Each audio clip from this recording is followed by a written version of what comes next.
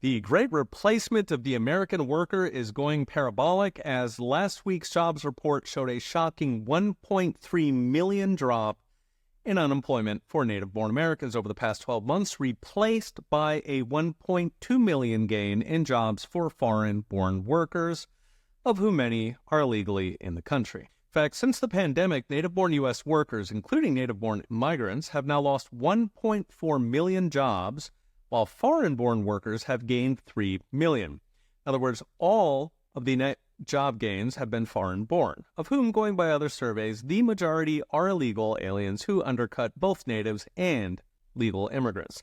This is unprecedented in at least a century. Our economy used to create enough jobs for everybody. Now it can barely handle the illegal imports. Note that 1.5 million jobs in 5 years is actually pretty bad, considering the country's population went up 8 million over those 5 years. In other words, we're building a country where 1 in 5 people have a job, and very few of them are actually Americans. Few are even here legally. The numbers come from the Bureau of Labor Statistics Employment Level Survey, which every month asks 60,000 people if they are working. Now, this is different than other indexes that send surveys to companies and is often more accurate since almost no companies bother responding. Of course, the raw jobs numbers don't begin to tell the real story. I've mentioned in recent videos that we've actually lost full-time jobs over the past year, replaced by part-time gigs as workers turn desperate. Meanwhile, the Wall Street Journal recently estimated that half of new jobs are in what they call the welfare industrial complex, meaning government and social assistance. Ironically, much of it for those very same illegals who are taking native jobs. So what's next? Brought to you by Unchained.com. The pie is not growing, and what's left is being gobbled up by low-skilled illegals who undercut natives and legal immigrants alike. How to fix it? There's two parts: growing the pie and making sure Americans actually get to enjoy it.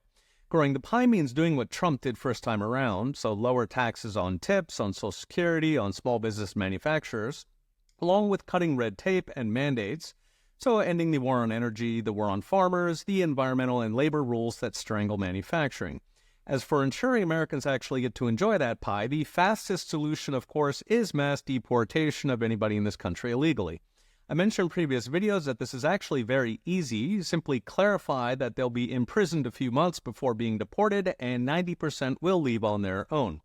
And for the holdouts, we've got plenty of soldiers languishing in Syria, Ukraine, and Somalia who'd probably love to have a mission that actually helps the country. The great replacement is in full swing. Washington will not fix it on their own. Democrats love the left-wing illegal voters. Republicans love the cheap workers. So it's up to voters, one of the many issues at stake this November. A new episode of the Peter St. Onge podcast just dropped, rounding up all the week's stories. Check it out wherever you enjoy your podcasts. Okay, we'll be watching. See you next time.